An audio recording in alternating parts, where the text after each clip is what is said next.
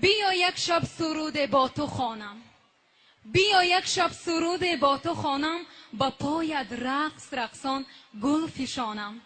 اگر کنده شود تاری دوتارت، دوتار کاکلم چو تار نشانم. آهنگساز ایجادکار ذکرالله حکیمов. سلام و گرم و جوشانی خود را به همه اهل نشست میرسانیم و چون در پیش برای مردمی سرزمین ما چند عید هست، همه شما را صمیمانه تبریک میگیم. یک سرود نو پیشکش شما میکنیم. لا اله الا الله، الله اکبر،